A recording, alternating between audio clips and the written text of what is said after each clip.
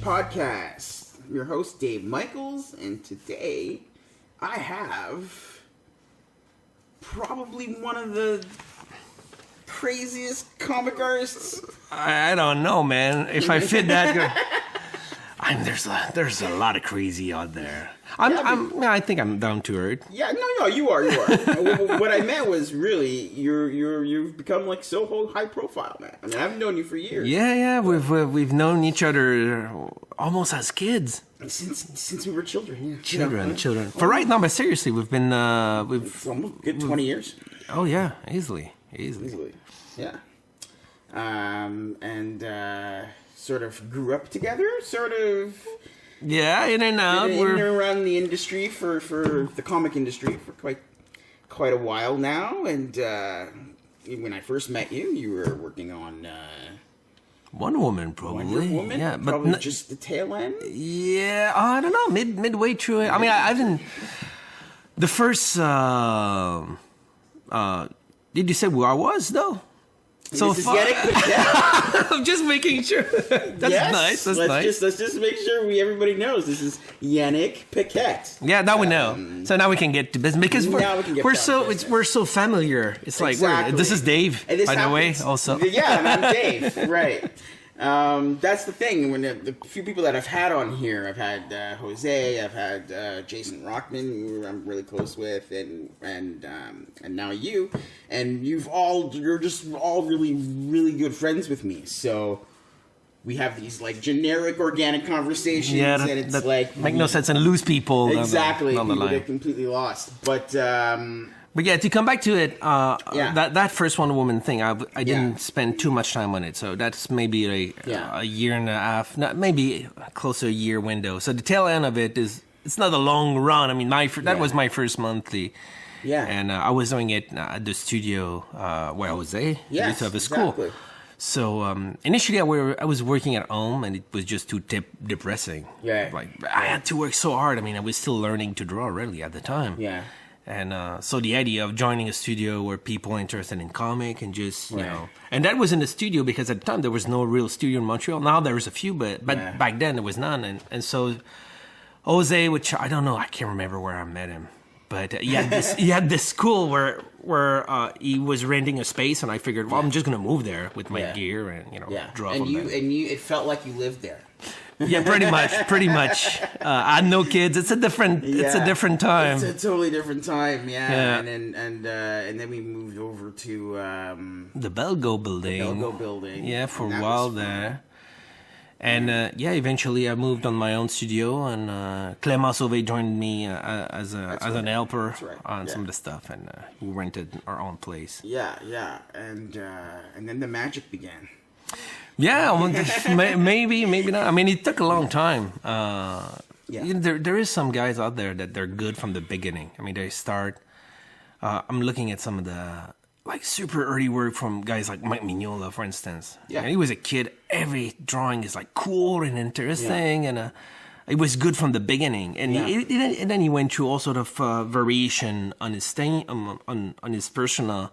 And all the way to the Hellboy now, which is like very minimalistic and angular and stuff. But he went from on Corum, for instance, he was very rounded, very, very, very close to P. Craig Russell and stuff like that. So, but he was good from the start. That's the point. While me, I was not. I mean, I've been struggling. I've been struggling and learning as I was working on, right, to a point where at some point I remember when I got Batman Inc., and that was a while. I mean, I did some of the DC stuff, like the proper GLA and Superman stuff. I don't know if I'm destroying your structure. I see that you have a bunch of questions. I'm just breaking everything. I like to make things very organic and we'll get to everything. But what I was saying is that I did a bunch of stuff, the DC stuff, when I was still a kid trying to learn, and then I went to do some stuff at ABC Comics that very few people sadly read because it was like elitist weird stuff. And then I went basically to did Marvel for a while. But when I come back to DC at that point, I've learned a lot. I mean, at least like 6 years after my last work at DC proper. And people were like, how come he's doing a book with Grant Morrison? That's Yanick, he sucks. And they were remembering like my early work.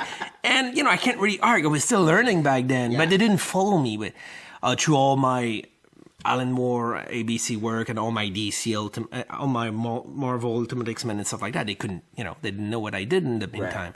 So there's always an handicap. I think I'm getting rid of it now, but there's an handicap learning your craft in front of everybody because this is the first impression, and then you have to fight against that impression. Right. And I've always sort of envied either guys that were good from the start, like Mike Mignola, or people like Simone Bianchi, for instance. Simone probably did this ton of not so great comic back in Italy, but when he got to the United States, his first comic was good, and people were like, "Oh, it's a genius!" From the get go, and that's the first impression. And then he's really really good. Yeah. But I wish I had this. The privilege of coming on the scene like complete, popping up, and you're just like fully formed, as a beautiful butterfly. Yeah, for sure. Usually I start off, with like, hot topics from within the industry or from what's going on. I mean, I suppose you haven't seen Infinity War yet or anything like that. Well, no. Amazing. I just came back from Africa. Exactly. We were supposed to, I was supposed to see, the plan was to see Black Panther before I get there. Exactly. Which I did not, and I felt super bad. Okay. It actually was an option to watch in the plane coming back, but it was like a 5-inch by 5-inch screen, and I figured, no, this is better. So I resisted to see it. But yeah, they were supposed to make a showing of Infinity War, but the plane got there. Too late, and I've missed it. So I'm a little bit behind. But I watched Star Wars on the plane. Which one? The last thing that I haven't seen yet. Okay, the little Last Jedi. Yeah, that thing. I watched it on my crappy little What'd you think about that? It's all right. Yeah, that's pretty much how everybody feels about that one. But I mean, did you don't seem like the type that really like runs out and sees the movies right away. Yeah, well, for many reasons. I used to be more enthusiastic, but as I grew older, I developed an intolerance. Exactly. I would say with going to the movie. I mean, now you go there, people talking, they eat nachos and shit, and you're like, man, what the hell? Don't you respect the work on the screen? I'm approaching those films in an almost religious fashion. It's like, okay, now I'm going to experience the vision of people that work so hard. And then, no, the guy beside me, it's like nachos and like food time. It's like, and I understand, as you do I have kids, sometimes we say, oh, I'm going to see a movie. And you look at, oh, this is too early. We're going to eat after. Oh, no, we're going to eat too late. Or I think they're purposely putting the movie schedule, so you don't have no other choice but to eat there. And I resist them. So I'm going, man, we're going to eat at 4 or at 9 at night. Yeah. That's what we're going to do, but we're not going to eat at the movie, kid. But I'm alone in that quest. Other people, that's what they do. And I guess that's how cinema survives. So all this to say that I'm buying myself a big-ass TV. That's it. I'm going to just watch stuff like 3 months ahead after everybody else. I don't mind for spoilers and stuff. No, that's it. I mean, and also sort of, being in the industry, sort of within the industry, you sort of have different view with these. Yeah, yes and no. I try to... I don't know. DC is sending me their DVD usually, so I can watch those, like the extended version of things, like way after everybody did see it. I don't know. The last film that I actually felt compelled to see in a movie theater was Blade Runner. That's the last one. I figured I want to see this on a big ass screen, much bigger than whatever I can get at home, because this is like a film, like a feast for the eye. No, yeah. I mean, I made a point of going to check out that one because, it felt like something that, something we should do. Something important. Let's talk about the South African trip, man. This must have been a huge deal. What exactly was the purpose of it? Yeah, well, honestly, I'm traveling a lot now. Yeah. As a when I started doing comics, initially the idea was, and that was part of, well, I'm arcing back to the studio with Jose. No. The idea was that I'm not gonna see any human. I'm just gonna draw. I'm gonna draw all the time, and once in a while the phone will ring, and that will be my editor, and that will be my human contact for the month or whatever. And I thought, and for a long time, that was the life of a comic book artist, and then that's why I've joined the studio. So I figured at least I'll meet some people, creating some sort of family, social, some sort of little, kind of fake work environment where other people, even though we're not working on the same thing, just cross your life. And but now there is comic book convention everywhere on the planet. And when I started, that was San Diego and Chicago were the main. I think there was something in a basement in New York, something in New York, like in a basement of a church, something. And everything else was just like hotels. Old lobbies. There was something in Montreal. Remember the Delta Hotel? Oh yeah, the Delta. With the carpet, everything. Yeah. But now, man, there's shows everywhere. Every major city has. I'm getting inundated with offers. Yeah. And I'll do show either because there's a financial logic to it, like New York. I'll do it because there's a lot of fan, a lot of collectors, so it's a money place and a money hub, and also you get to meet everybody. So my colleague that we don't meet, we're friends, but they live in Vienna. So I don't, Mahmoud Razra is one of my good friends, but every time we meet, it's some crazy place in the world, but phenomenal artist. And a great guy too. Yeah. And so I'm doing those shows for that, but I'm also now doing shows for the traveling aspect. So we did Indonesia. We did last year, and every time I go very far, like South Africa, like Cape Town, for instance, I try to, because it's so far from Montreal, I'm trying to get a little bit more time. On top of it. So I'm doing the show, meeting the fan, and it's fun. And then after that, I'm a tourist. In the case of South Africa, I figured, I'm going to do a safari. And you're going to have to. Which I did. Yeah. And then, took pictures with lions and stuff like that. That was, I've seen some of the pictures from that. And I was scared for your safety, man. I was that seems really close to an elephant. Yeah. Actually, we crossed path with like an hungry dude. I mean, he was not having it. And we were looking to go to like a bunch of rhinos somewhere. Yeah. But that elephant was like, no, you guys not going to pass on my street, whatever. Okay. It's not a street. It's like a little thing.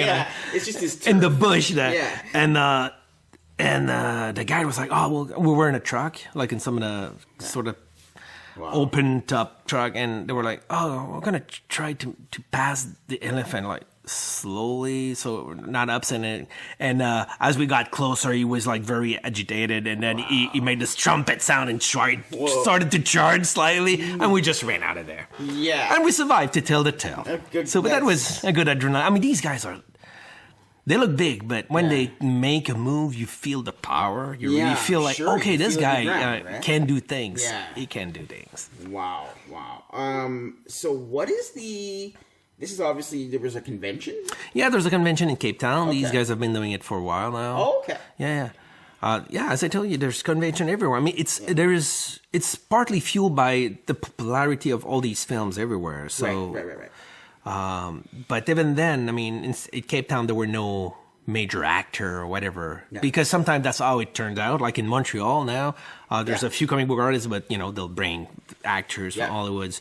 But in small place like Cape Town, for instance, there was only comic book and like a cosplayer, and that was it. That was a guest. Right. And how is what's the culture like there? The geek culture. How do they? Honestly, that's the beauty of it. I mean, everywhere is kind of the same. Okay. Even in Indonesia, I mean, there's something of it's a global family. This geek. It's weird because when you're in high school and you love comic or you love to geek on the weird thing that nobody really understands, why you might feel alone somehow. Yeah. You might feel, I'm I know many Flash costumes and nobody know really who is Flash. I'm alone in my world.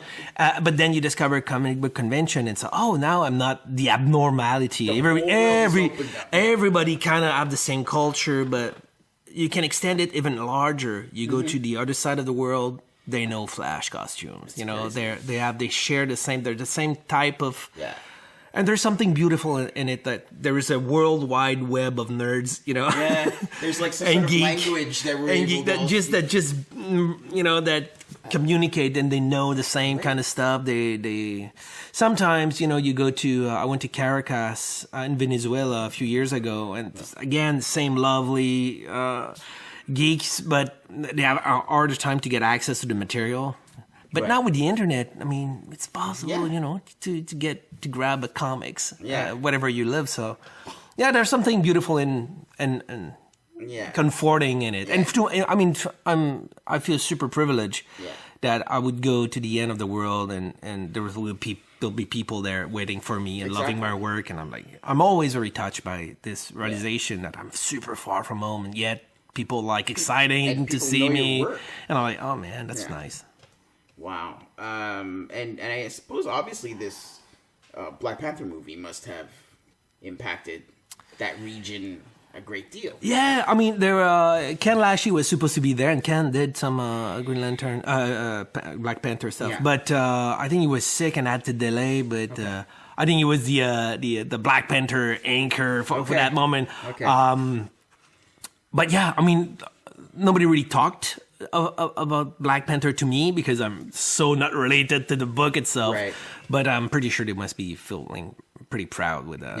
With that I can't see how it wouldn't. I mean, it's just like the movie just literally and start a whole movement. You get to see sometimes movies and they're exciting or they're fun, but I think Black Panther, even though I haven't seen it, just from the vibe that I got, did add a cultural impact. And these are rarer movies that push the needle towards something, like having a true statement, bringing a value to a culture. And awareness to our culture. I mean, that's important movies. Yeah. And we can be happy that comic books was able to get that. But at the same time, comic book has a long history of doing so. I was in. Well, once in a while, I'll post something online, especially with the Wonder Woman Earth 1 Volume 2 that we're doing. Yeah. And in it, there's a bunch of cameo of people, and I've posted a picture of a bunch of women at a woman rally and stuff. Wow! And they were like friends, Okay. And comic book artists that I know, and I put them as a cameo. That's why I was posting those specific image. Right. And I got a few on Twitter, a few people that, oh man, I love your work, but I don't think I can buy this specific book because it's obviously has a political inclination, or there's people are scared of being force feed ideology to their comics, and they're very they want to, and to a point where they're not gonna buy it because they don't want. But I don't know, man. Comics always does that. I mean, they always did. I mean, the X-Men was all about integration and. Racism or whatever, there was always something. You look at the legendary run of Green Arrow, Green Lantern, the Dennis O'Neil, and Neil Adams. I mean, every issue is talking about an issue at a time, like segregation or drugs, there were one was a liberal, one was a conservative, and sort of you would see them. Yeah, there was a debate ideas. I agree with things. And that's part of I would say beyond comics. I mean, comics because they're very close to what's happening in reality.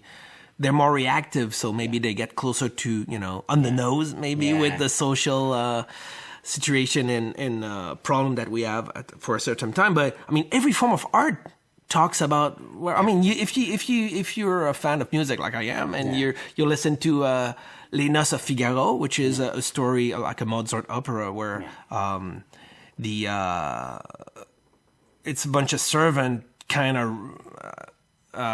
having well, it's a class war basically, and that kind of happened not so. Well, a few years after you got the French Revolution, and you can see links. I mean, they were talking about this tension between servant and masters, and that's what art is for, to explore ideas. Yeah. And so that's why when people come to me and they're like, yeah, I don't like it, it's too political. It's like, well, this is art, man.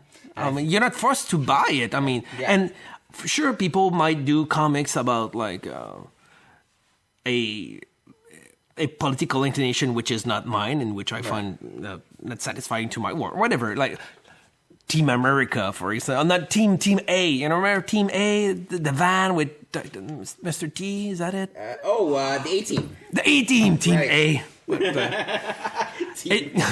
See, it's kind of almost the same.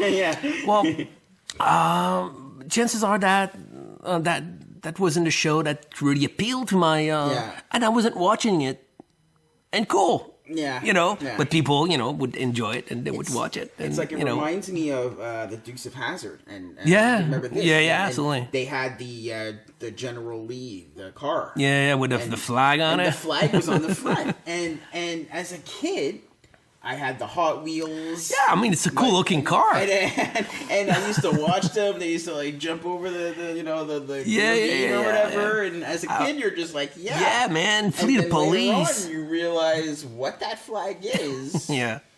And you realize, wow, I really shouldn't have been watching that. Yeah, well, when you're a kid, you don't know better. That's it. So it's all good enough. And I don't think I watched some of those episodes also as a kid. There was very few things in the TV, I guess, at the time. And it did not really bend my natural inclination. I didn't become like a Southern, conservative because of what the show. So it didn't really change anything for me. But yeah, whatever. And it's like the same thing as anything, you're not gonna watch Batman and then run out and jump rooftops. But at the same time, you might watch Black Panther and come out of it with a better respect for the entire culture that maybe you dismissed. No, exactly. And I think that's what art should do. Yeah. We're very general with that podcast, I feel. We're like all over the place. We are. We're just really going all over the place. How has this, the traveling and going around the world, how has that evolved you as an artist? I don't know. I feel when I travel, I'm a lot more of a tourist. I guess. Yeah. Well, I go to show, I do sketches, and that part is the gymnastic, I guess, of doing shows. Right? When I started doing any convention, even without the traveling aspect of it, drawing in public was a bit of a challenge because it's always art. But I guess I was fearless enough that didn't bother me too much. I would do mistake and whatever. When people started to pay me money for it, I've been trying to be a little bit more, and just putting like a bar of quality and try to reach at least that and sometime higher. But really, when I travel, what excites me is to meet the people and to embrace the culture. Right. And so it's really much more touristic values than like. I don't think it does change me as an artist. Okay. Sometimes it's the other way around. For instance, I did a comic in which in Batman Inc. Actually, we go to Argentina. Right. And when I was doing Batman Inc., it was important for me that Batman was the guest of the foreign culture where he was going. So each issue. It started with a Japanese issue. I did a lot of research for Japan, and then I wanted to feel like people from Japan would read the comic and feel respected. Right. Oh, this is an accurate culture, and cool, Batman is coming, to our town, something like that. And I did the same thing for Argentina, in which I made some research and I found like a local brewery and like a local beer, the Quilmes, I think, if I remember well enough, and. At some point, Batman just walking into like this basement, and there's like, it's a crappy place, but there's a broken bottle of Quilmes. And usually, you're not supposed to do logos on DC. I mean, if I want to draw a car and it's a Toyota car, I need to make sure the logo or the Toyota is not written of it because there's also a copyright thingy going on. But I figured nobody will know Quilmes in New York at the time, so I've put that in there, and when it got published, people from Argentina just flipped. They were like, oh my God, this is a local beer. And then when I went to Argentina after a show, people were very excited that I would come because of that beer, because of that respect. And the beer was one aspect of it, but I've also made sure street corner would look like, that I would respect the look of Buenos Aires as much as possible. And I drank a lot of it because people would buy, Quilmes. Exactly. Here's a Quilmes, my friend. Thank you. And then I drank a lot of it. The whole case in your house.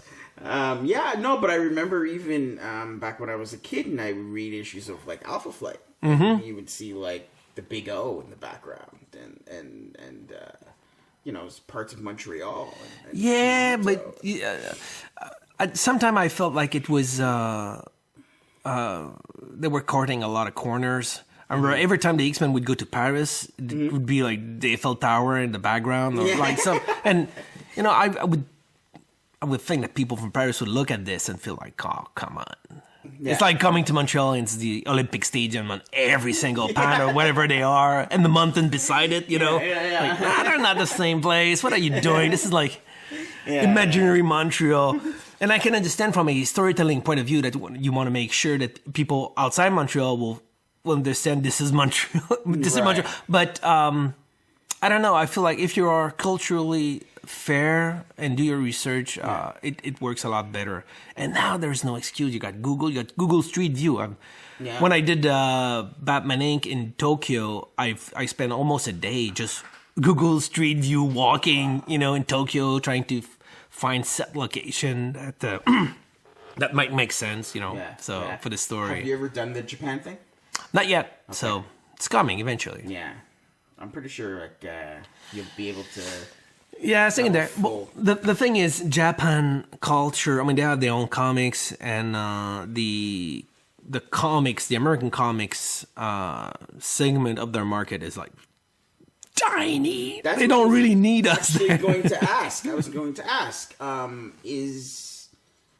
is the response for American comics in all of these places? Yeah, Japan is something of a different nature because their industry is so massive and it's so big. Actually, they export it very well too, and so and they have a natural tendency to be a little bit closed on themselves in terms of culture. So I don't think comics does. I mean, they know Superman, and I know Wonder Woman Earth One has been got a Japanese translation, which. By the way, is probably the best looking comics of that particular book. Wow. I don't know. They made a beautiful paper texture, and they offset some of the pages that would go into the middle of the gutter. Do they do them the other way around? No, it's the same. It's the same order as American comics, so they didn't flip anything. But there was just a lot of care in the book itself. Wow. But so I know it's there. Mm-hmm.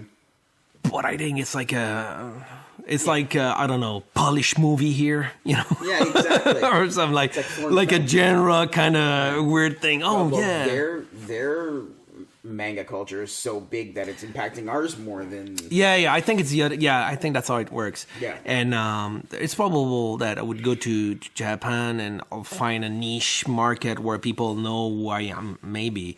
Yeah. But it's less obvious than other places in the world. Yeah. So, Earth 1 Volume 2, Wonder Woman is finally. Yeah, that's done. Can. That's done. We're still Nathan is still working on some of the color, and then I did a bunch of patch. That's the problem with those books because they're not coming out in a monthly page. I'm there with those pages for months and years. I'm like, I want to change this. Oh, this bothers me, and I always kind of go back to. So unless it's off to the printer, I'm always like fiddling with things where I'm to satisfy my own obsession. Well, yeah, they sort of did, and I asked Nathan, pages, I don't know, 106 has been changed again. Nathan Furbain, which is my trusty colorist for 10 years this year. The first time we've worked together was for an X-Men story 10 years ago. Wow, that's crazy. Civil War? It was what was it? it was a small 10-page story, X-Men Manifest Destiny. Okay. Yeah, a long time ago, and I really loved. I mean, before that, I was working on Ultimate X-Men. I was working with Stéphane Perru, which was our studio mate, Right. and it was an absolutely amazing colorist. I mean, glorious work, and we would share studios. I would just roll my chair toward his desk and look at the page being colored, and we would discuss color solution to storytelling problems. Yeah. And that was a dream. And Stefan died very, very young. He was, I can't remember, but like stupidly young. In his 20, I think. Okay. It's been a while. Yeah. I feel ashamed not to know the perfect number, but yeah. because Clément also died at 33, Right. which is like, my friends, I mean, take care of yourself. That's what I mean. But anyway, for a while, when he died, he was my colorist back then. And when he died, I was like, oh man, I don't want to associate with a colorist to that level of symbiosis, because if anything happened or it's tough. And but in a year or and a half passed without me looking actively for anybody. Right. And I found out Nathan works as he was coloring one of my King, Kevin Nolan. He was coloring a Kevin Nolan book, and I was looking at Kevin actually, and then I noticed like, the color is kind of all right, man. Yeah. It's kind of. Yeah. I would love that color, or maybe I would love the ink. I don't know. It's all blended together. Yeah. So I got in touch with Nathan, and we started from there. And I think in 10 years there's one page that has been colored by somebody else or something like that. Okay. Like a cover. So he just basically followed you over with DC and. Yeah, when I moved, when my exclusivity contract finished at Marvel, Right. After some X-Men, I was doing Wolverine, Weapon X, and my contract was up. I think Grant already had Wonder Woman Earth 1 in mind, so they sort of reached me over at Marvel, and I said, all right, I'm going to move, but I have my colorist, and I want him to color my stuff. So they made a rate for Nathan, because I don't think he had done any work for DC at the time, and we did Return of Bruce Wayne, Yes. Yeah, and then we started Batman Inc. and then so forth, Swamp Thing, and eventually the Wonder Woman Earth 1. I mean, Wonder Woman Earth 1 was kind of always postponed, because initially I was supposed to do this straight away. Right. But Grant needed to finish the Batman stuff. He had on his plate, he had to finish Return Bruce Wayne, but also he had to start Batman Inc. And I think he was still doing Batman and Robin at the same time. That was a big year for him. Right. So I said, all right, I'm going to help with some of those things. We're going to start Batman Inc., like the first 5 issue or something like that. But after that, we need to do the special project, because a monthly book is kind of hard for me. And so the plan was to do Batman Inc. and then just starting it, giving it to somebody else, and then do Wonder Woman Earth 1. But at the same time, around the same time, like the New 52 came about, and the New 52 sort of changed everybody's schedules. And Grant went to do Superman, the action comic #1, which is like too juicy to resist. Action comic #1, man. There's a ring to it, right? So history there. So he couldn't resist to do it, and they sent me a list of characters to choose from, because I was exclusive, and there was Swamp Thing on it. So I went on Swamp Thing, because that was my thing that I couldn't resist. Yeah. And I worked with Scott on that 2 years. And then after 2 years, we felt like we've done what we wanted to do with Swamp Thing. I think Grant also went I think he did two years and bail. Okay. And then we reintroduced the idea of doing Wonder Woman. Right. That went back in the menu. So Wonder Woman was in the works all that time? Well, in the works, yes and no. It was in the air. We would think about it a little. The way Grant works with me is that everything is a work in progress. So he would send me 10 pages, and then I would or 20 pages, whatever, and then I would draw him, Right. and then it would look at those things and figure out the rest. You know, the next leg of the story, next 20. I'm pretty sure he has an idea for the whole thing, but the way we work is as I draw stuff, he lets himself influenced by what I would put on the table and change. And I know everything is changing because, 120 pages is a lot of pages. Yeah. And I was not used to this. I mean, you do 20 pages and then you're good to read a book, especially when you work with Grant because he's so impressionistic in his writing. Even in a 20 pages book, sometimes you just don't know where you are quite for sure. But on a 120 pages, I was at some point I was like, where are we going with this? Half the book was done, and I had no idea the direction. We were still on the island, and it was very slow, which was very different from the experience I had at the time working with Grant. Yeah. And so I just asked my editor, "Can you get Grant send me like an outline, like just the beat, where we're going from now to the end?" Yeah. And Grant did produce like a document, which I think I have somewhere, which pretend like a bunch of beats until we get to page 120. And as it turned out, that's not what we did at all. I mean, there was just something to make me comfortable. Okay. But we ended up doing an entire story different, something totally different. Right. Some of those idea got pushed, I guess, to the second volume. A long conception that the story must have evolved so much. Yeah, well, at least in his mind.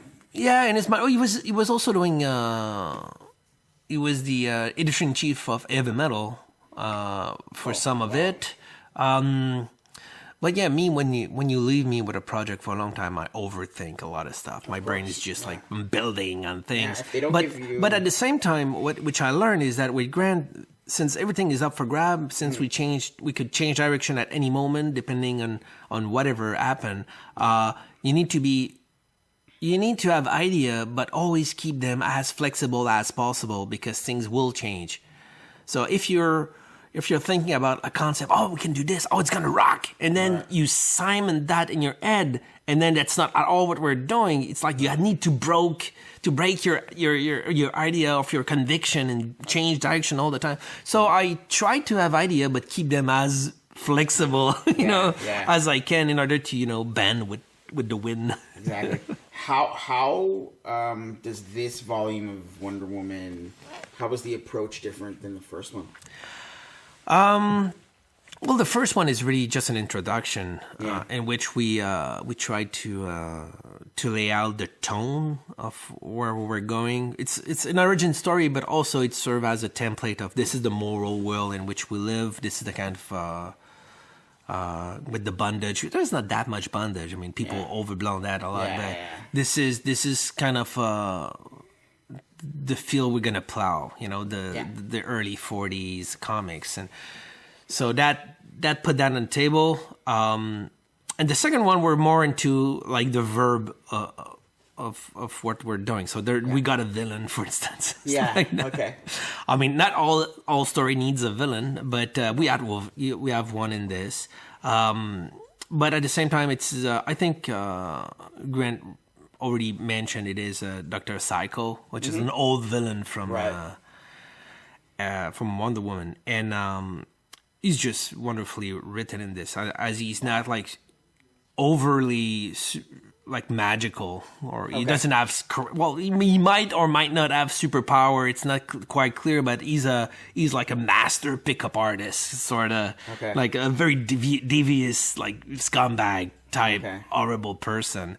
And Wonder Woman, can take down robots and like beat the crap out of monsters, but she's not really prepared to deal with somebody that is, playing with her emotion and kind of trick her into taking moral stand she might not want to take. So it's like the perfect villain she's not ready for, Exactly. That's and what I also did from my part is I tried to visually, at least, and it is something I started to do with Wolverine, and more obviously with Swamp Thing, which is working with panel border as a symbol of Yeah. of like a structural thing. Yeah. And in the first volume, I kept it in check, kinda, which is when we're in the past, it's broken potteries, like broken Greek pottery. So we know it's a flashback from the Greek era. And when we're using the lasso to tell a story, when people are under the influence of the lasso, we symbolically cross a lasso type panel, so we are inside that the lasso influence part of the story. So, and that was pretty much the two devices I used in the first one, and the second one there's a lot more going on. Yeah. There's a Nazi invasion, like the SS are getting in there, and so they have their own type of panel that can be bent to the will of the Amazon, that have their own type of panel, which is a lot more Art Nouveau. And I created for the power of masculinity, well, of Dr. Psycho, his own type of panel. And what I did is I used artistry to my advantage. So the Amazon and the female wisdom as this Art Nouveau, very organic, very fluid and curvy type panel structure, like Muka, for instance. Mm-hmm. But Dr. Psycho is a lot more rigid, so everything is 90 degree. It's a lot more Art Deco, which is the movement after Art Nouveau. Right. And so they're very contrasted in terms of panel border, but they can merge, they can fight, they can change from one end to the other. So there is also, I mean, if you take all the picture out of the comic and just keep the panel border, it kind of tells a story on which is, I think, obvious. I mean, to me, people, as they read the stuff, they're probably not going to stop at looking at the symbolism of my panel border, but maybe part of the reptilian brain will get it. And that's a bit what I did with Swamp Thing also. And obviously you must love just having the time to just come up with all kinds of different like panel layouts. Panel that must be so much preferable. Yeah, there are time consuming, but also I feel that because it is some sort of a limit. It's weird because I work with Grant. Grant is a lot more, as I said, impressionistic and stuff like that. And my natural tendency is to be very structuralist. Everything has to be like very squarish and for a reason all the time. And I love limitation. I write a bit of music on my time, and I love like the most rigid structure, like the fugue or stuff like that, like almost artistic structure, which are a trap in which the work is really to find a way to comply with the trap and find solution to problems, and so by throwing out there those concepts that male panel border will be this, female panel border will be that, and then the SS power border, and then those are the rules. I cannot cross those rules. But then Grant wrote like whatever story, and then I need to find a way to fit those things. Sometimes it just worked to advantage. Sometimes it's not really. But I think Grant picked up on that at some point and kind of catered to it. Not really. Doesn't specifically say I'll use that type panel. He really gives me the room to do whatever I want with it. So he doesn't mention it, but it doesn't put me into a situation where there's no good option where I cannot use any panel at all because it's so. Have you had a lot of interaction with him during the process? Well, the interaction that we have is really with the script. Right. So every time he would send me a new script, he would spend like a paragraph or two talking about us and whatever. I like this, whatever, and it's sometimes it's a lot more personal. This is really the part of discussion that we have together. But we really talk artistically. We talk with the work itself. Okay. So it would send me a script, and I would answer with art, and then he would answer with more script, and this is like this type of conversation going on.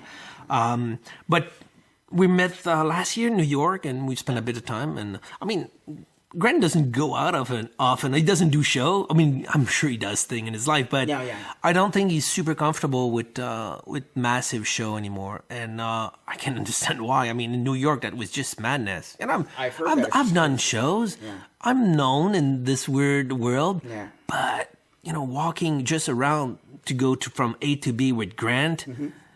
It's like a different thing. I mean, you need security. It's like walking with Michael Jackson. Yeah, and I could always walk places. Once in a while, I'll go to the bathroom and somebody will talk to me. And it's like, well, whatever. But not Grant. Grant is something. It's like a different level, and I can understand why you might feel, I might not want to. He doesn't need it, Yeah. But I think it was in part in New York because the Sci-Fi was putting out Happy at the same time, so it was a good moment to promote both of our things. So makes sense. That's great. And in between the two books, you were doing a lot of like covers and a lot of was that sort of how was that experience? Yeah, well. The idea is because 120 pages takes me so much time to draw. Yeah. I wanted to have a steady output out there of things, So, I'm still alive, guys. Here's some stuff to look at. So, I took a lot of initially when the Rebirth stuff. I took on. It was Justice League. Yeah, Justice League was twice a month, and then Birds of Prey was once a month. And then I would do more, here and there. And there was a Nightwing. Yeah, and then I did the full issue of Nightwing. But, I did the full issue of Nightwing before starting the second volume. Right. Because in between the two volumes of Wonder Woman volume 1 and 2, I did, the moment it finished. Yeah. And that's kind of interesting. It took me 2 years almost to do 113 pages. Yeah. And then I finished it. But around December, Scott Snyder asked me to draw one of the Batman, and that's Greg Capullo domain, and there were only Jock, I think, that did another fill-in, and I was like, oh cool, I'm gonna do it's this little club that can contribute to Scott's Batman, and but I looked at the schedule, and that was like I had a month to do 20 pages, which it's a level of output I never got close, in 2 years, and I kind of freaked out a little. Yeah. But I don't know. I guess under pressure, I worked. It does work, and I did it. And I'm looking at the pages today, and I'm like, how come I took so much time doing that first volume, one. I mean, there's a difference. I can tell some difference where I cut smallish corners. Yeah. But it's not that obvious. So I should have done the Wonder Woman 1 Volume 1 much faster. Mm-hmm. So anyway, I did Batman 49 and part of Batman 50 with Greg doing the rest, and then I did the Rebirth. Yeah, I did the Nightwing Rebirth, and those little inside. This is the only interior art I did beside the Wonder Woman stuff. Right. The rest is just cover. But covers, I did. I don't know, almost an issue and a half worth of cover. It felt like almost every issue of Justice League was... Yeah, well, I was doing all the covers, the alternate covers of Justice League. So twice a month I would do them for the first 18 or something like that. Wow. And then Birds of Prey once a month. And so that's... But the problem is with covers is it always kind of stops your flow of work. For the interior pages, I would get stuff and then I would spend time figure out my week to draw them. But then like a cover would have to come at first, stop the production, think about the covers, try to get some sketch approved. And they were always in a sort of urgency, especially the Birds of Prey, because for the GLA stuff, I could do whatever I wanted. I mean, there were alternate covers, so nobody really cares about the story. We just generate weird things and had my fun. But with Birds of Prey, I wanted to be closer to the interior because that was the regular cover. So it was the cover that would sell the story. Right. And I didn't want to go like too far away from whatever happened. And these are trickier because they're more last minute kind of thing because there's, the writers need to figure out what they're going to do in that cover. And we're 3 months before it's coming out. And sometimes the interior art is not even close to begin, So there's nothing. It's just like the vague idea. We're going to do this and that. But still, I mean, it's the Benson sisters that were doing that.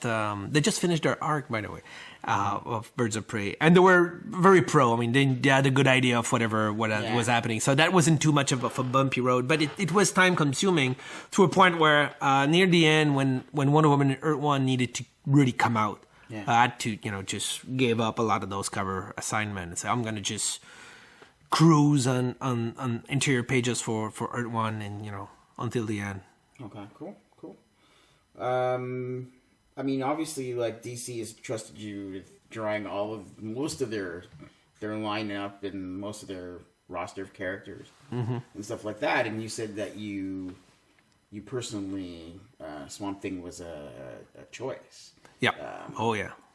If you were to go back, would you pick something else now? Like, where would be your next? I don't know. Really, Swamp Thing was different. I was attracted to the character because of the history of the character, and the potential for creativity behind it. Not just the character themselves, but and I wanted to work with Scott. And not only that, it also always had sort of like more of an adult. Yeah, graphically there is a set of expectation that fit in what I naturally like to draw. Yeah. But it's not. I can't say that I cannot of any other franchise really. Yeah. I've done that. Maybe I'll be happy to draw some Catwoman, for instance. Catwoman, I feel like I might do something with it, or more Batman. I mean, I've always enjoyed drawing Batman. Yeah. So I feel comfortable, doing that specific character. But for the rest, I would love to work with Tom King, for instance. Yeah. But mostly, I'm a lot more attracted to writers than characters. I've always been. I don't know. Maybe the kids in me is like rotten inside, and I'm more of a pro, and I'm a lot more interested in. I mean, if Tom King can transform Mr. Miracle into a miracle, well, he can do anything. Yeah. It's not that Mr. Miracle is an amazing character. It's Tom King is the king, Exactly. And so in that context, that's what appealed to me. I would love to work with Jeff Lemire also. Yeah. I would. There's a long list of people that I've never worked with, which I really wanted to work with or work again. Well, Jason Aaron is over at Marvel, but when I was doing Wolverine Weapon X with him, I mean, those scripts were like fun to read, like just juicy and solid, and even though I totally enjoy working with Grant, and I got an entire other volume of 120 pages of Wonder Woman with Grant again to produce.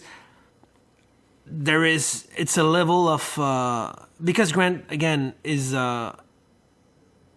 it's like doing something with David Lynch sometime, it's interesting, it's challenging, but it's not always super clean cut obvious where the pillar of what you're doing are grounded in. Even more so than Alan Moore. Yeah, Alan is very clean. Is very structured. Yeah, I mean, okay. Yeah, I mean, when I was doing Terra Obscura with him, he was producing script. Well, with Peter Organ, he was producing script which left no question of what we're going for. I mean, it was clear. And sometimes I miss this level of certainty in which I can build upon in a much more like I don't know, making sure what I'm doing makes sense. Now I'm trying stuff and it stick because Grant managed to always catch every ball I'm throwing at him, and and he does his thing. And sometimes it's not really important for him. I feel like everybody is like crystal solid. There is room for interpretation, and that's part of also the appeal of Grant. I mean, this is part of his style, not on all projects, but this thing where you can always go back and see new angle on things. But in the case of Wonder Woman Earth One, I would say that it also offer our enemies ground to misinterpret element or to see in it something which are not our intention. Right. Would there ever be any interest in possibly writing something Maybe one day. I'll get there. I mean, I used to only pencil, now I ink. Yeah. You know, maybe I'll venture a little bit into color one day, whatever. Who knows? And maybe writing will be the last thing. There's always, in my case, a little bump about the language, making sure I master exactly, especially with the subtlety of dialogue and the tone. But I can always work with somebody that does just the dialogue. It's always possible. Yeah. But so far I'm being blessed. Yeah, Working with like really serious writers. There's nothing to complain about. That's so I'm like, all right, cool. I'm gonna write this, as long as it will, as long as I can, and we'll see later, maybe. Yeah. You've always been, as long as I've known you, just like really into research and picking up a lot of artists, a lot of like obscure artists from the past and stuff. Well, I don't know. I know what you see, but I'm. I mean, we're all obviously very inspired by like bande dessinée and stuff like that. Like, yeah, well, because in Montreal, I don't know if it's the same thing for the Anglophone part of Montreal, but for the French part of Montreal, you cannot really escape the fact that you live at a crossroad of two culture, really. At the local library that was all European stuff, and I've read them all. I've read all the Asterix, all the Tintin, but also the less cartoony work, like Bourgeon, for instance, Les Passagers du Vent, stuff like that. So, and in the case of Bourgeon, he's a research maniac.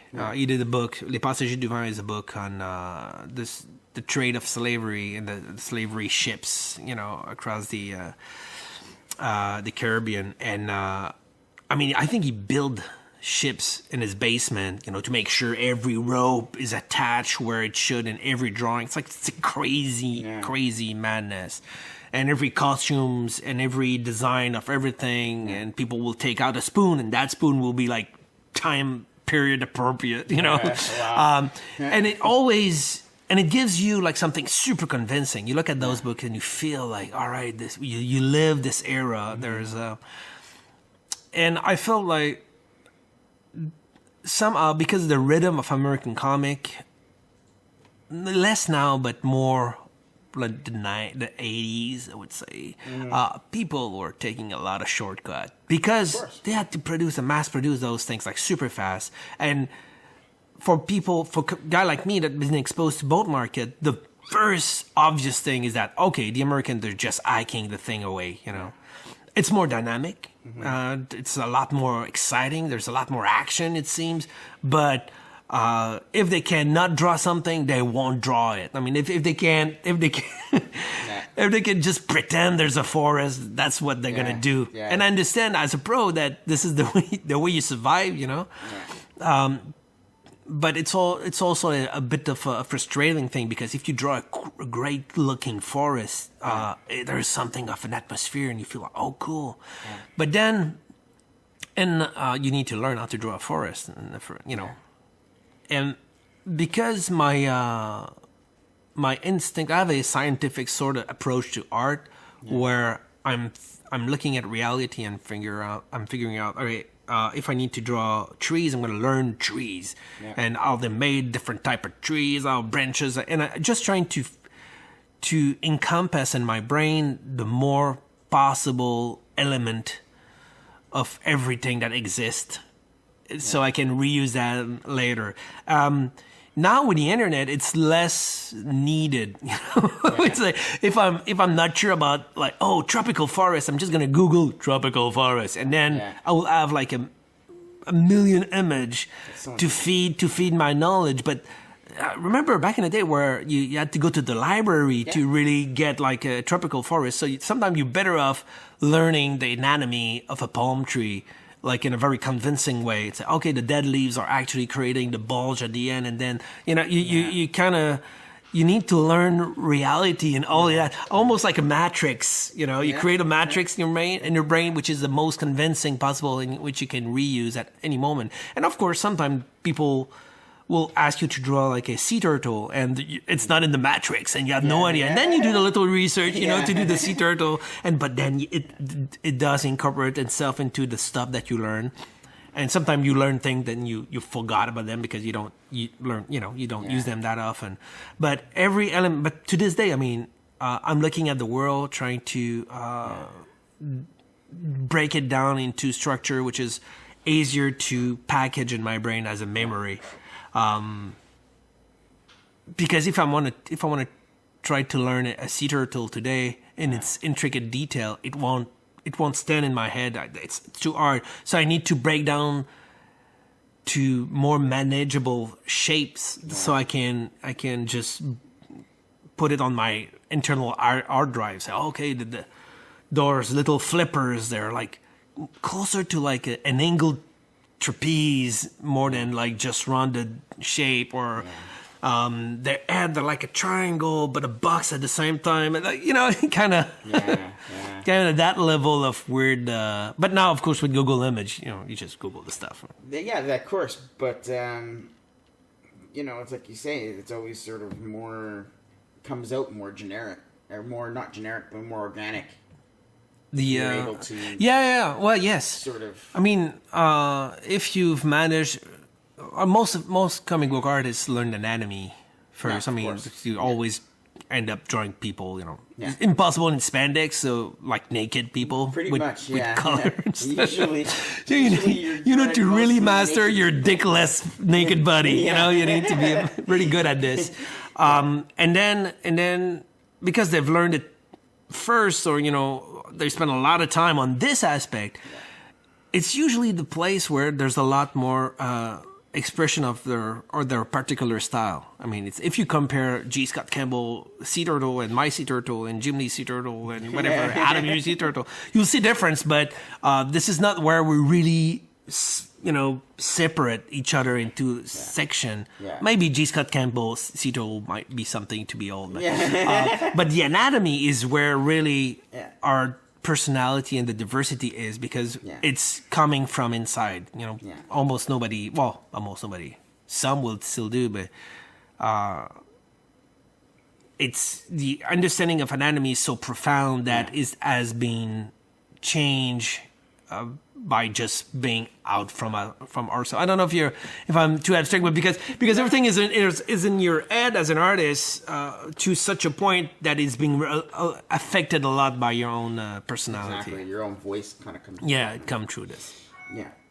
Is there something right now that you're sort of picking up, a comic or that's sort of helping you either? Well, I don't personally or research-wise. Yeah, I don't read that much comic. Amazingly, I don't know. Maybe it's because I'm doing them. Because I'm doing so much comic that I don't read it. But I'm looking at a lot of artists, and one of the things for the past past few years that I'm trying to concentrate upon is to get my art to be more impulsive. I'm coming from a little bit of art history here.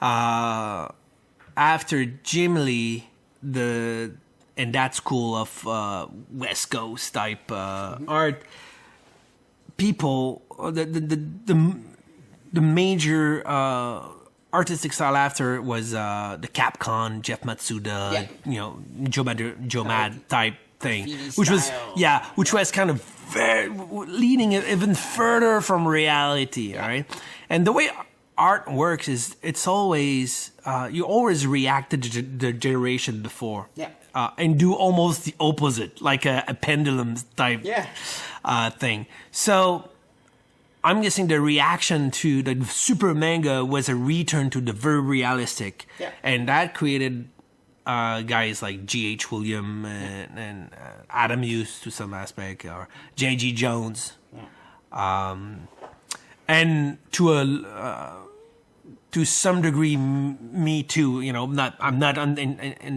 that ballpark at all, but I favor a realistic, controlled ink. And you look at J.G. Jones inking, ink, just mastery, and everything is solid, there's no question. Everything is like light sources are applied the way they are, and things are like very concrete and, you know, well refined. Same thing with Adam. You know, Adam has a lot of influence, but there's no question that if there's a line, there's a line. You know, everything is like very controlled. Same thing with G.H. Williams, which is a lot more experimental. It'll do whatever, but the inking is very controlled. And I think the movement that react to this, because we were reacting in a way to the very manga stuff, what they saw is not that we should be less realistic, is that we should be less controlled, less like being trapped in our own little thingy there. And that's guys like Raphael Albuquerque and Sean Murphy. And I'm looking at these dudes that define comics now, and I see the energy, like just the freedom. And I'm in my jail there, looking at the way I ink, which is like very anal with everything, and like, man, I could just do a city with the side of my brush, and it's like cool and it's dynamic and it gives the energy, it gives the flow. But no, I'm there looking at reference of building, trying to figure out how these windows actually work and close, and that doesn't matter. What matters is just the energy. But I've been drawing the way I've been drawing for years. So but I try to let the freedom sip through my my work. And because I'm all digital now, it's even harder, because the digital will really promote the control because of the way the computer is. While on paper, you can do all sort of thing with your brush and live with the consequences the way Sean Murphy would do. A lot of what he does is taking advantage of accident, you know. And in my case, there's no accidents. Everything is like a clear choice. And if I decide that this building is like fading into the distance, then I need to figure out how I'm gonna fade it. And then it's a battle with me of why would it fade? And I mean, in nature, it doesn't fade really. It's just a color that eventually blended with the sky or something. But these kind of questions are, I think, like a alpha, and they're not asking those questions. And in a way, every generation kind of react to the one before and feed upon a few generation early. So if you look at Dave Steven, the Rocketeer guy, that Dave Steven, right? Rocketeer? Yeah, the guy that did the Rocketeer for a while and Bitty Page material. I think it's Dave Steven. I'm not sure. Whatever. Well, somebody will correct me at some point. Definitely. Well, he has a great influence on Adam Hughes, you know. Okay. So, but if you look at the current freedom that these guys have, the influence from the past, the one that's jumped like 4 generations, is Bill Zankiewicz. So you look at Bill and the freedom and the just the instinct of Bill, and you find it again in some of the younger guys now. And it creates a good variety in the industry too. Yeah, I mean, it's every book kind of. It is. Yeah, I think there's a lot more variation now than in the 80s. You know. Yeah. And no, I think it's nice that the comic has reached that level of diversity. But at the same time, there is major trend, you know, that move art forward, like they've been in music or in literature. I mean, if you look at the history of any art form, you see the big trend that move, you know, push the art form further. And I don't know what the next generation will look at Sean Murphy and say, this guy sucked because of this reason, and they're going to do something much better or different, you know, a reaction to it. There's a lot of younger fans and stuff like that look at their stuff and don't see the same thing we're seeing. Yeah, maybe they're like, oh, I don't know. They're still, you know, into people like, you know, Mark Bagley or you know, somebody like that. You know, there were Jim Lee or you know, somebody that's very basic comic book, you know, American comic book style. You know, I think there'll always be that. Yeah, I don't know. I feel like casual fan that there is a flow of art history going through. Yeah. And sometimes it's very hard to go back.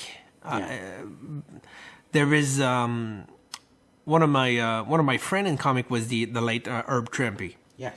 Yeah. And I love. I mean, that's just a wonderful Funny, man. he always seems to pop up in my podcast. He did. Everybody You should have a little like Herb poster or whatever, a little shrine. Yeah. But yeah, Herb was one of the loveliest, like funniest man. Yeah, he was amazing. But he, at some point in his career, around the Jim Lee era, I mean, his work was dated. I mean, he couldn't get any work, and I remember looking at his the portfolio he showed me to me, and there was a moment near the end of the portfolio where he tried to be Jim Lee, and it's a sad thing because he goes against his grain, he goes against all these artistic reflexes, and he's trying to render in a Scott Williams, trying to be fun. Yeah, you see, but because he doesn't get it. He goes like, people are tripping balls on Rob Liefeld, and he doesn't know why, and honestly, I don't really either.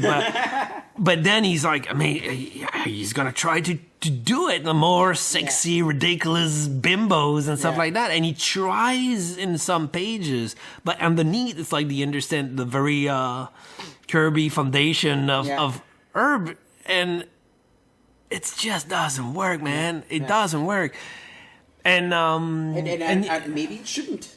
Yeah, I mean, it doesn't need to evolve like that. Maybe I shouldn't try to be to be Sean Murphy either. And maybe everybody has a shelf life of sort. In the case of Herb, the beauty of it though is that around that time, so mid to late 90s, that his active career as a comic book artist was over, and he went to teaching and stuff like that. Yeah. And unlike Canada, there's no real safety net for older guys, in the States. Yeah. And sometimes there is sad story of like comic legend that made an entire generation dream, and then you discovered, they're dead. And they're like he created Wolverine. Yeah, they're dead in their basement, like dirt poor and stuff like that. Is that like Bill Mr. Loeb, the guy from did a bunch of Wonder Woman? It was in the news recently. He has one arm and he's working out of. He wants to do some comic again. Bill Mr. Loeb. Bill Loeb. Mr. Loeb. Man, I'm so bad with names. I'm terrible. Anyway, he's one of those guys. He contributed to comics a lot. He did some Wonder Woman. I hope I'm saying the good. Yeah. Check out on the internet right now. They've saved my reputation. Really try to look it up. And anyway, this guy is in trouble, and there's no structure to help him because America, freedom, and so that guy is alone with his trouble. But anyway, my point with it is that in the case of Herb, a beautiful thing, Mr. It's just me and my awful pronunciation. Low Wonder Woman, one arm. I mean, there's not that many artists with one arm. Yeah. Or writer. But it's funny you were talking about Rob Liefeld and Westenhofer. What? No. Bill Westenhofer? Man, can you edit that because we look like stupid morons? He's a virtual effects person. Anyway, somebody can look it up. Yeah, please, listeners. Yeah, because we look like fools now. But we're talking about Rob Liefeld, and I sort of feel that when we first met, and I sort of my eyes were opened to art. And the nuts and bolts of comic art and stuff like that, I saw from my own eyes, who was fundamentally sound and who wasn't. Mm-hmm. And to be nice, obviously there's people like Liefeld who you immediately, your eyes were open to how. Yeah. Well. But now it's sort of, and there was sort of within our sort of circles, a little bit more of a backlash, and now I sort of find it sort of come around and he's a little more respected. Woo, Rob. Yeah. And maybe it's just because some of his characters have become so huge. Yeah, because of Deadpool. Because of Deadpool and stuff like that. I wouldn't be. I don't know if he's respected as a artist, but he sure is a phenomenon. A phenomenon. A phenomenon. Phenomenon. Honestly, when I was doing the New 52, they were sending me the full boxes of whatever DC was doing that particular month, and Rob at the time was back on Hawk and Dove. Yeah. And in all honesty, that was the first book I was looking at. Not because I'm a fan of his work or I felt like, oh, I'm going to learn stuff, but because it's just, there's a fascination to the, just the raw enthusiasm of Rob. And as I grow older now, I approach my work in a very professional, intellectual sort of way. The kids that drew comic that I probably was when I was 10 years old, and I was like, oh, cool, I'm creating this cool character. And he has like a huge gun. I mean, this kid is gone. I mean, it doesn't exist anymore. I'm a professional. I'm reading my script, and I'm thinking about how can I tell the story in an original way this time. But sometimes I do envy Rob and his ability to always, maybe it's all an act, but I feel there's something genuinely he managed to tap into the energy of the child and get some of that enthusiasm on the page, for better or worse. Yeah. It was weird. It was like almost like your action figures coming to life. Yeah. There's something pure in it. I don't know. And anyway, whatever the critic said, I think his recent creation, Pouchman, that I've seen over there. Look at this stuff. Redeem him from whatever he did. And he sort of takes. He able to laugh at himself at least. Yeah, I think he has a lot of humor. And honestly, I think he also have a good judgment. He went. I think he did got Alan Moore to write his thing. I think he loves comics. I think he does. I mean, is he the best at it? Maybe not. He's a good salesman, obviously, because he's still around. But I don't know why we're talking so much about Rob. I just sort of like was reiterating what you were saying and how trends sort of. Yeah. But just to finish my herb trim story, and I'm pretty sure it's Bill Mistner Law now, whatever. I'm determined. What happened is that, almost like if the community of the fans would give the safety net that herb deserved. It would, at the end of his life, he would go around the world and people would ask him to draw a Wolverine and paying for sketches in a way that almost like a social security sort of thing. Yeah. But that the fans themselves are taking over what the government of the United States is not doing for the elders. Say, no, man, you've worked all your life, you created all those things. We're going to support you now in your older in our older ages, and I don't know. There's something beautiful in it. Yeah, that's crazy, man. So, I think we're a good hour in. It was great talking to you. Did we run out of questions? When is Volume 2 coming out? Do we know? I'm not quite sure because I think there is conflicting information on the web. I've seen October 9 on Amazon, but then... that's my birthday. So. Oh, really? Happy birthday, then you get a book. But if you order from Amazon, because I think I've seen it on August, another solicitation venue, August something. Okay. So who knows? This year, for sure. It's gonna come out in the year. Yeah, for sure. Did the movie somewhat impact the book in any way, or it's hard to tell. Yeah. I don't for the convention for sure. I mean, people go to convention more for movies and stuff. In the case of Wonder Woman, maybe that got her some traction because the film was like very successful, right? Especially by comparison to the other DC proposal. DC movie out there.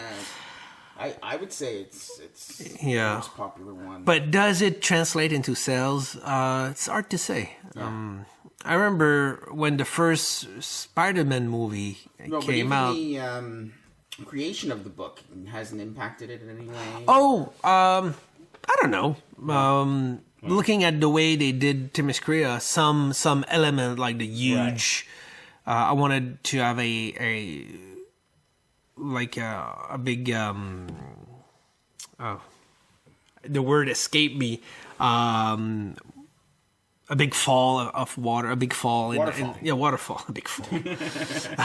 A big waterfall inside the city itself, and then a bunch of bridges to link like different part of the city, and add some sort of visual. And they've been using some of that. Maybe they came to those conclusions about, that could be fun. And I know my island itself. I did a trip in France and in near the city of Cassis. They have rock structure completely white with like crazy green stuff, like trying to trees and stuff trying to survive like impossible environment. And these are cliffs and like crazy landscapes. And I was looking at them, and they're often like shrouded in cloud and stuff, and they fall into like a blue green sea. And I was looking at that, it's like, oh, this is like where gods must live. I mean, it's just first, it's almost impossible to walk around. I mean, it's just cliffs and stuff. There's a few paths, to get there. But it's very impressive and visually striking. And I figured, oh, this is the kind of places where Wonder Woman and the Amazon will create a society, because it looks so raw and beautiful at the same time. And in the film, I felt like they kept that. But at the same time, I guess islands in the Mediterranean. It's a mouthful for me. They kind of look like that. Anyway. But to me, I was very struck down by this beautiful thing, and I took a bunch of pictures, and that was my basis for my own island. Crazy. Is anything that you created for the Wonder Woman universe used in the movie, or? Nothing specific. I don't think so. Okay. That's a shame. It would have been cool. Yeah, could I go out with a lot of money? I know you were invited to the premiere. Yeah, in Hollywood, but I couldn't make it. I mean, it's nothing. A lot of my colleagues, a lot more fanboy and fine girls than me, and they were like, "Oh, we're gonna see." See, I don't even know her name. The Wonder Woman. Gal. No, her, but the one before. Oh, Linda Carter. Linda Carter. I'm ashamed. I never saw those. TV shows. I never saw a single episode of Linda Carter as a Wonder Woman thing. Have you ever gotten to meet her now? No. She's just an actress to me, but for a lot of my colleagues, she's like a god. She's Wonder Woman, and like, because she was going to the premiere also, they were flipping ball, man. They were like crazy. We're gonna meet Linda, and it's like the queen.